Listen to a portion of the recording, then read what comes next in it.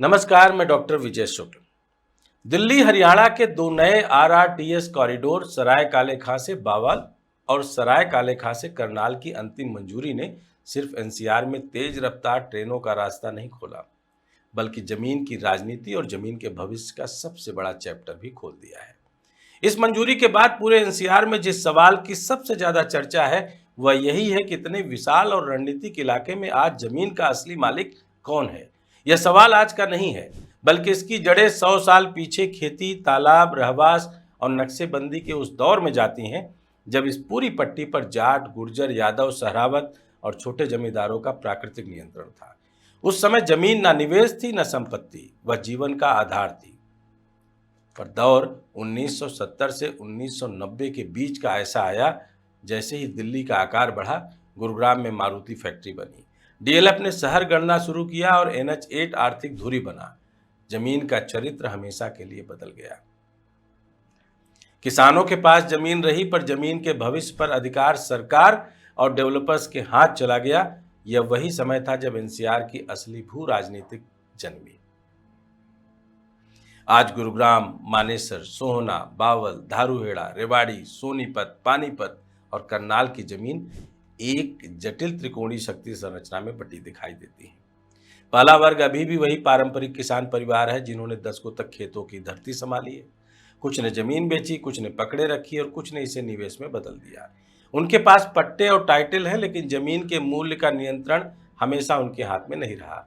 दूसरा वर्ग वे है जो बड़े रियल एस्टेट डेवलपर्स हैं, जिनके पास 2005 से 2015 के दौरान जमीन के बड़े लैंड बैंक इकट्ठे करने का सुनहरा समय था। डीएलएफ से M3M, वाटिका से राहेजा, गोदरेज से सिग्नेचर ग्लोबल, इन कंपनियों ने लाइसेंसिंग, सेक्टर प्लानिंग, इंफ्रास्ट्रक्चर और हाई राइज डेवलपमेंट का पूरा गणित अपने हाथ में लिया। जमीन की खेती भले किसान करते थे, पर जमीन का भविष्य इन डेवलपर्स ने लिखा। तीसरा वर्ग वह अनौपचारिक लेकिन बेहद ताकतवर नेटवर्क है जिसे जमीन बैंकर कहा जाता है। नेता, कारोबारी, अफसर, कमीशन एजेंट, एनआरआई, लोकल दलाल, सभी ने जमीन को एक कमोडिटी की तरह खरीदा, बेचा और पिछले 20 वर्षों में हजारों छोटे मध्यम टुकड़े अपने कब्जे में कर लिए। इन टुकड़ों में आज आरआरटीएस आने के बाद सबसे तेज धन वृद्धि वर्षा होने की संभावना है। और चौथा वर्ग जो सबसे मुख्य है वह है सरकार और उसकी एजेंसियां, HSVP, GMDA, HSIIDC, DDA और NCRPB, जिनके पास सबसे ज्यादा रणनीतिक लैंड बैंक, मास्टर प्लान का नियंत्रण, हाई डेंसिटी क्लस्टर की अनुमति और TOD पॉलिसी लागू करने की शक्ति है। जमीन के भविष्य का असली खेल इन्हीं के इर्द गिर्द घूमेगा। असल सच यह है कि एनसीआर की जमीन का स्वामित्व कागज पर किसी एक के पास नहीं है। वास्तविक नियंत्रण जमीन के प्रबंधन, विकास और मूल्यांकन की शक्ति में है। किसान मालिक है लेकिन सत्ता नहीं, डेवलपर सत्ता रखते हैं पर टाइटल नहीं, सरकार के पास टाइटल नहीं पर नियमन की सर्वोच्च ताकत है। यह त्रिकोण ही आज की वास्तविक संपत्ति संरचना है। आरआरटीएस इस त्रिकोण को फिर से संतुलित करने वाला है।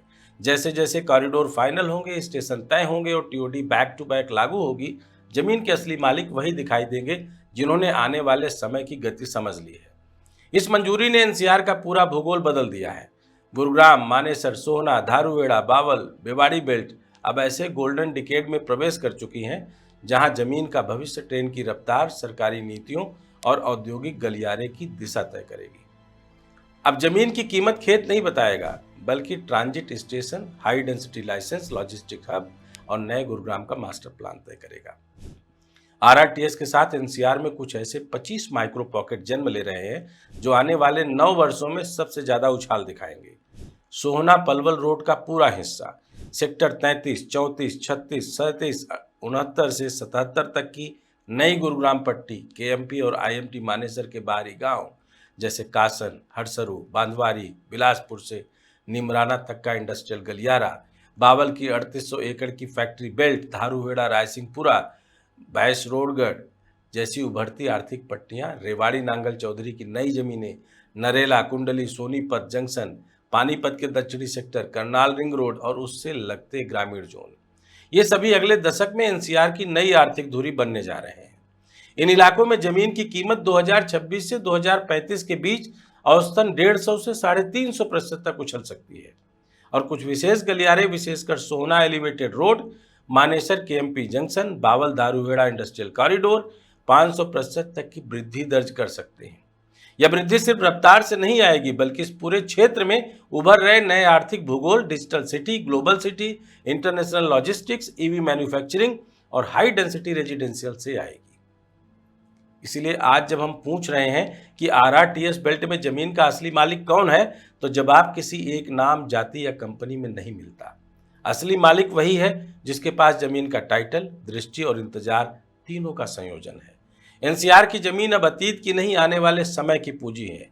गुरुग्राम मानेसर से लेकर बावल, रेवाड़ी और सोनीपत, करनाल तक जमीन सिर्फ खेत नहीं, बल्कि शक्ति, पूंजी और भविष्य का पासपोर्ट बन चुकी है। इस पूरे कॉरिडोर का सरकार ने जिस गोल्डन डिकेड्स में धकेला है, वह आने वाली पीढ़ियों के लिए जमीन की सबसे बड़ी संपत्ति कथा साबित होने वाली है। यहाँ मालिक वही है जो आज की नहीं 10 साल बाद की तस्वीर देखता है, क्योंकि एनसीआर की जमीन अब वह जमीन नहीं रही जिसे लोग सिर्फ जोतते थे। यह वह जमीन बन चुकी है जिस पर आने वाले भारत की आर्थिक राजधानी उगने वाली है। अगर आपको लगता है कि आप जमीन के मालिक हैं, तो हाथ बांध करके रखिए। अगर आपको लगता है कि आप रियल एस्टेट में इन्वेस्टमेंट करने के इच्छुक हैं, तो यह इलाका आपको बुला रहा है। अगर आपको लगता है कि आरआरटीएस के इस मामले से पहले से पके पकाए मजे में जाए खिलाड़ी और राजनीति के वो बड़े बड़े आका सारा प्लान बनाकर बैठे हैं, तो अपनी बात लिखिए, सच्चाई जरूर होगी। जय हिंद, जय भारत।